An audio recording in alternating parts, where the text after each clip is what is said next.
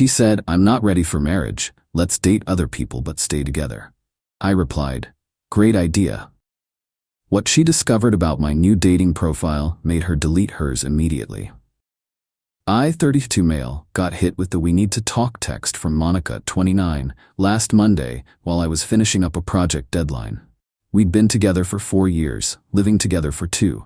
I'd started saving for a ring 6 months ago. The conversation happened at our kitchen table over the takeout Thai food I'd ordered to celebrate finishing my project. "Derek, I love you, but I'm feeling trapped. Like I need to explore who I am before we take the next step." She was doing that thing where she picks at her nail polish when she's nervous. "Okay," I said slowly. "What are you saying?"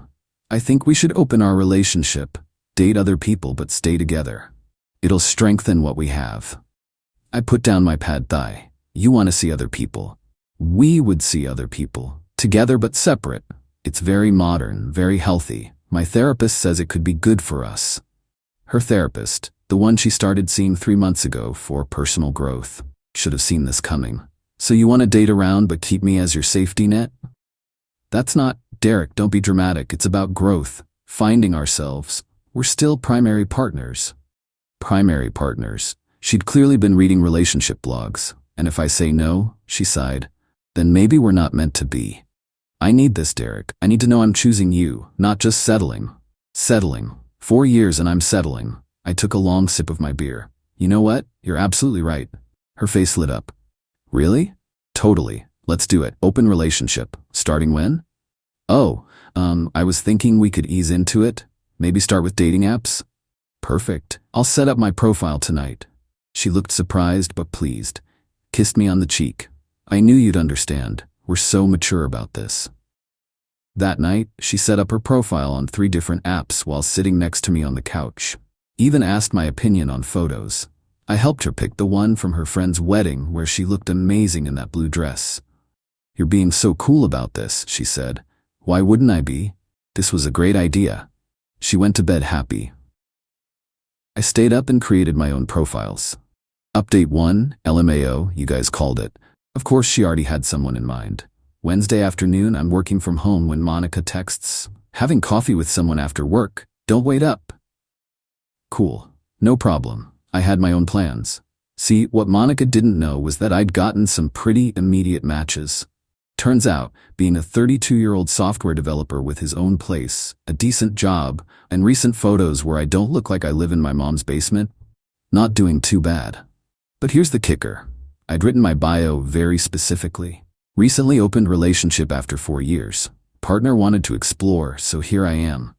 Looking for something genuine, whether that's friendship, casual, or seeing where things go. Love hiking, craft beer, and dogs who think they're lapdogs. 6-1 since apparently that matters. Honest, straightforward, and it worked. Got about 20 matches in 2 days. Started chatting with a few women and they were surprisingly cool about the situation. One, Jessica, 28, was literally in the same boat. Her boyfriend had pushed for an open relationship too. Monica came home at 11 p.m. that Wednesday, glowing. "Good date?" I asked from the couch where I was watching Netflix. "Amazing. His name's Caleb. He's an artist. So deep and thoughtful." "That's great, babe." I didn't look up from my show. She sat next to me. "What did you do tonight?" "Had dinner with someone." She froze. "Already? Who?" "Her name's Jessica, marketing manager. Really interesting person." "Oh," her voice was flat. "How'd you meet?" "Dating app. We matched Monday night." "Monday? That was fast." "Well, yeah, that's when we agreed to this." "Why waste time?" She was quiet for a moment. "Where'd you go?" "That new sushi place downtown." "The one I've been wanting to try?" "Yeah, it was pretty good. You should take Caleb there." She went to bed without saying goodnight. Thursday morning, she was on her phone at breakfast, furiously swiping. "Everything okay?" I asked. "Fine. Just looking at my matches." "Nice. How many you got?" "Like 30? That's great. How many do you have?" I stopped counting after 50. She dropped her phone. 50? "Yeah, but I'm only talking to maybe 6 or 7. Quality over quantity, you know? 6 or 7? Is that a problem? I thought we were exploring." She didn't answer, just grabbed her coffee and laptop and worked from the bedroom instead of the living room like usual. That evening, she had another date. Came back early, said the guy was boring. found me on the couch, texting and laughing. "Who's that?" she asked. "Amanda. She's sending me memes about programming. She's in tech too." Monica looked over my shoulder. "She's pretty." "Yeah, she is. Are you going to meet her?" "Saturday afternoon. We're going to the farmer's market." "That's our thing." "Was our thing. Now it's an open relationship thing. You can take Caleb to our things too." Update 2. The spiral started Saturday. I met Amanda at the farmer's market. She was actually cool as hell, funny, smart, called me out on my BS in a way that made me laugh. We spent 3 hours wandering around, buying overpriced honey and making fun of the guys selling healing crystals. Posted one photo on Instagram, just me and her laughing at something, holding coffees. Tagged it, "Great morning at the market." My phone exploded. Monica called 6 times. I didn't answer. I was on a date. When I checked my texts later, "Who is she? Why would you post that?" "Derek, call me back. This is humiliating. Everyone's asking me who she is. Call me." When I got home, Monica was on the couch with her laptop. I looked her up, she said instead of hello. "That's creepy." "She's an engineer at Morrison Tech. She has a master's from Cornell. She runs marathons." "Okay. She's successful. I guess. More successful than me." I sat down. "Monica, this wasn't a competition. How many dates have you been on?" 3. 2, but one ghosted me after." "That sucks." She closed her laptop. "I looked at your profile, and you have reviews." "Reviews?" She showed me her phone. "Turns out on one of the apps, people could leave comments on your profile if you'd matched. I had 4. Actually shows up looking like his pics. Great conversation. Would date again. Respectful and funny. Rare combo. His girlfriend is an idiot for letting this one go exploring." That last one was from Jessica. We'd stayed friends after realizing we weren't feeling the romantic spark. "People can see these?" I asked. "Yes, my matches can see these. Do you know how this makes me look? Like someone in an open relationship? Like someone who can't keep her man happy." "Monica, you wanted this." She started crying. I thought. "You thought what?" "I thought you'd struggle. You're an introvert. You hate meeting new people." "I hate small talk at parties. This is different. These women actually want to be there." "What's that supposed to mean?" I didn't answer. Sunday she spent the entire day on her phone, swiping, matching, messaging, set up 3 dates for the week. "I'm having drinks with Noah tomorrow, dinner with Alex Wednesday, and coffee with Marcus Saturday." "Sounds busy." "Yours?" "Cooking dinner with Jessica Tuesday. We're trying to make ramen from scratch. Thursday I'm helping Amanda move some furniture. Then we're getting drinks. Saturday, actually Natalie and I are going to adopt a dog together." She stared at me. "A dog?" "Not together. She volunteers at the shelter, and I've been thinking about getting a dog anyway. She's helping me pick one out." "We talked about getting a dog." "Yeah, and you said not until we were engaged, but since that's off the table." She threw her phone on the couch and stormed to the bedroom. Update 3. Monday night. Monica came back from drinks with Noah in tears. He'd spent the entire time talking about his ex. Tuesday, she accidentally scheduled a work call during my ramen dinner, so I had to cancel with Jessica. When Jessica suggested Wednesday instead, Monica suddenly had a migraine and needed me to take care of her. Thursday, she tried on 6 different outfits for her date with Alex. "Do I look okay?" she asked. "You look great." "As great as Amanda?" "Different. You're different people. She's younger than me. By a year. She's taller. You're wearing heels tonight. Her job is better." "Monica, stop comparing yourself to her." "How can I not? She's all over your Instagram." She wasn't. I'd posted 2 photos in 2 weeks. Meanwhile, Monica had stories up every day from her dates, trying to look like she was having the time of her life. Her date with Alex went badly. He apparently told her he wasn't looking for anything serious, just fun with someone in an open relationship. "He treated me like I was easy," she cried. "Aren't we all being easy? Isn't that the point of exploring?" "Not like that. I want connection." "Then maybe don't mention you have a boyfriend at home in your profile?" "I'm being honest, like you were." "And how's that working out?" Saturday came. Monica had canceled her coffee with Marcus to work on herself. Really, she spent the morning following my Instagram stories. I was at the shelter with Natalie, documenting the dog adoption process. Found this amazing pit mix named Bronson who thought he was a lapdog. posted videos of him trying to fit his 70-pound self on my lap. Monica commented, "Cute, can't wait to meet him," making it look like we were still a normal couple, like the dog was ours. Natalie saw it. "Your girlfriend seems involved." "Yeah, it's complicated. Open relationships usually are. My ex pushed for one too, didn't end well." "What happened?" "She thought she'd be the one with options. Turned out, guys wanting NSA with a taken woman aren't usually looking for quality. Meanwhile, women love a guy who's honest about his situation, shows emotional maturity." "How'd it end?" "She begged to close the relationship. I'd already met someone worth closing it for, just not with her."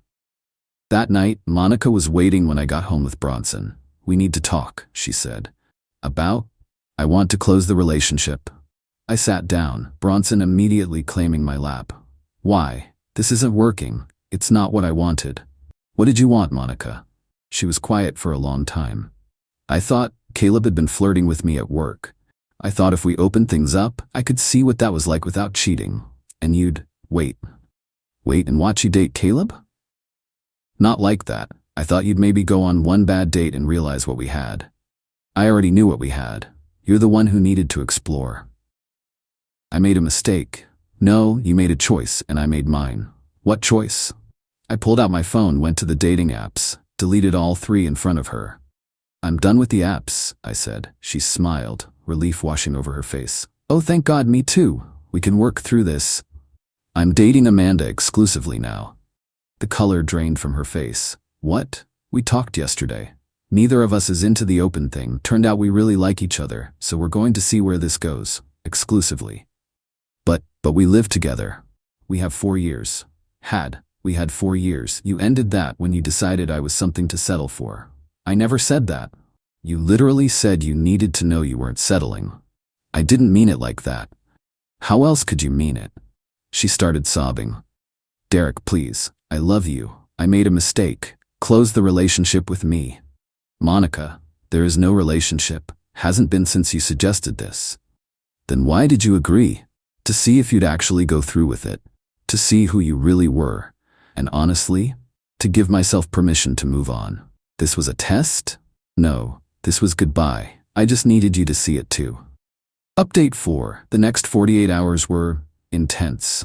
Monica called in sick to work Monday. Spent the entire day alternating between crying on the couch and rage texting me while I was at work. 4 years down the drain for some girl you met 2 weeks ago. You're throwing away our future. Amanda's gonna dump you when she realizes what kind of person you are. I'm keeping the apartment. That last one made me laugh. My name's on the lease. I've been paying 70% of the rent because I make more. But sure, Monica, you keep it. Monday night her sister Danielle called me. "Derek, what the hell? Monica's a mess. She wanted an open relationship. To spice things up, not to leave her." "Spice things up?" "She wanted to date her coworker. She told me you were controlling and wouldn't let her have friends. Male friends she wanted to sleep with, correct?" "That's not." "She said you agreed." "I did, and then I participated. That's the problem. You're supposed to fight for her." "Why?" "She literally told me she didn't know if she wanted me." "All women say that sometimes." "No, Danielle, they don't. Stable, happy people don't need to date others to know if they want their partner. You're going to regret this." "Already don't." Tuesday, Monica's mom showed up at my office. Security had to escort her out. She was screaming about how I corrupted her baby and ruined her life and what kind of man moves on in 2 weeks. The kind who was done 6 months ago when his girlfriend started talking about her coworker Caleb every damn day but stayed because he loved her. That kind. My boss called me in after. "Everything okay, Derek?" Explained the situation briefly. He actually laughed. "My ex-wife pulled the same thing 10 years ago. Wanted to find herself. Found herself single when she realized the dating pool wasn't what she expected. Tuesday night, I came home to find Monica had rearranged the entire apartment. My stuff was piled in the corner. My gaming setup disconnected. My clothes in trash bags. "Since you're leaving anyway," she said. "I'm not leaving. You are. You can't kick me out. I live here. You're not on the lease. I've been paying rent. You've been Venmoing me your portion. That makes you my subletter at best, and I'm giving you 30 days notice. You need that in writing. I pulled out my phone, typed up a formal notice, and emailed it to her while she watched. You bastard. I'm being more than fair. You wanted to explore? Explore apartment hunting. Wednesday, she had a meltdown, a proper throwing things meltdown. Broke 2 plates and a mug. Bronson hid in the bathroom. You ruined everything. Monica, you need to calm down. Calm down. You replace me in 2 weeks. You tried to replace me first. With Caleb. I didn't sleep with him. Congratulations. You still wanted to. I wanted to see if there was something there. And, she went quiet, he has a girlfriend. I actually laughed. Caleb has a girlfriend? Had. They're working through it. So he was flirting with you while having a girlfriend, and you thought that was someone worth blowing up our relationship for? Stop laughing. Monica, this is hilarious. You ended a 4-year relationship to explore something with a taken man who chose his girlfriend over you. But you chose Amanda over me. No, I chose myself over this dysfunction. Amanda's just a bonus. She threw my PlayStation controller at the wall. It shattered. That's $100 you owe me. Sue me. I'll just take it out of the security deposit you don't have. Thursday she started love bombing, cooked my favorite dinner, wore the dress I bought her for her birthday, put on the playlist from our first date. Remember this song? She asked. Yep, we danced to it in your old apartment. We did. We were so happy. Were we? Or were you already thinking about what else was out there? She started crying again. I was happy. I got scared. Marriage is forever. So is breaking someone's trust. You never even fought for us. I fought for us for 6 months while you emotionally checked out. I'm done fighting. Friday morning, she wasn't there. Thought maybe she'd accepted it and left. Nope. She'd gone to Amanda's workplace. Final update. I found out about the workplace visit when Amanda called me Friday afternoon. Your ex is something, she said. What did she do? Showed up at my office, told reception she was my sister and had a family emergency. Jesus, Amanda, I'm so sorry. Wait, it gets better. She cornered me in the lobby and tried to woman me about stealing her man. What did you say? That she literally asked for an open relationship and I don't steal things that are freely given away. How'd she take that? She called me a homewrecker. Security had to remove her. Again, she's something. This is insane. I'm so sorry. Derek, it's not your fault, but she seems unstable. You might want to document this stuff. She was right. I started screenshotting everything. The texts, the emails, the voicemails. Monica had left 23 voicemails on Friday alone. Saturday, I was at a coffee shop with Bronson, dog-friendly place, when Caleb walked in. We made eye contact. He tried to leave, but I called out. Caleb, buddy, how's the girlfriend? He looked like he wanted to die. Came over reluctantly. Derek, hi. Heard you and Monica had coffee. Look, man, I didn't know that she was trying to blow up her relationship to be with you, or that you were leading her on while having a girlfriend. I wasn't. We were just friends. Friends don't make their coworkers think they have a chance. I never said anything explicit. You didn't have to. You knew what you were doing. He shifted uncomfortably. Is she okay? No, she's homeless in 25 days and currently stalking my new girlfriend. Shit. Yeah. Shit. Maybe next time don't flirt with taken women? It wasn't, yeah, okay. There.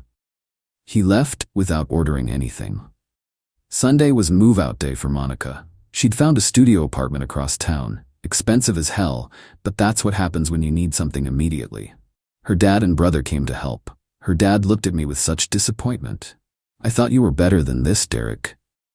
Better than what? Being honest? Monica made one mistake. No, she made a calculated decision that backfired. Her brother Tony actually pulled me aside. For what it's worth, I told her this was stupid. You're a good dude. Monica always thinks the grass is greener. Yeah, well, sometimes it's just spray paint. They loaded her stuff. She took the couch. I let her. It was hers from before. Left the bed. Too many memories, she said. As they were leaving, she turned back one last time. I loved you, she said. I loved you too. Past tense. It doesn't have to be. Yes, it does. Why? Because I deserve someone who doesn't need to date other people to know they want me. She left crying. That was 3 weeks ago. She still texts sometimes. Updates about her life I didn't ask for. How hard dating is. How expensive her apartment is. How Caleb and his girlfriend are engaged now. That last one included, Should have been us. I replied, no, it shouldn't have. You made sure of that. Then I blocked her number. Amanda and I are taking things slow but steady. She met my parents last weekend. They love her. Mom pulled me aside and said, this one's got her head on straight. Bronson loves her too, which honestly matters more than my parents' opinion. Found out through mutual friends that Monica's been telling people I emotionally manipulated her into an open relationship, then left her for someone younger. Amanda's older than her by 3 months, but whatever. Some people believe her. Most who knew us both don't. Her therapist, the one who supposedly encouraged the open relationship, Monica's friend caught her leaving a different therapist's office. Turns out she'd never discussed it with her original therapist. She'd made that up to make it sound like professional advice instead of, I want to bang my coworker. The entitlement levels, man. She really thought she could. Keep me as a backup plan, date around while I waited, have me pay majority rent while she explored, come back to me when it didn't work out, get the apartment she couldn't afford. Spin the narrative to make me the bad guy. Reality hit different. Lost the relationship. Lost the apartment. Can't afford her new place. Caleb chose his girlfriend. Dating pool isn't what she expected. Everyone knows what really happened. Last I heard, she's considering moving back to her hometown. Starting fresh where people don't know the story. Good. Maybe she'll learn something, but probably not. Me, I'm good. Better than good. I learned my worth, found someone who sees it too, and have a 70-pound lapdog who snores. Sometimes the best revenge is just letting people experience the consequences of their choices. And Monica? She chose wrong.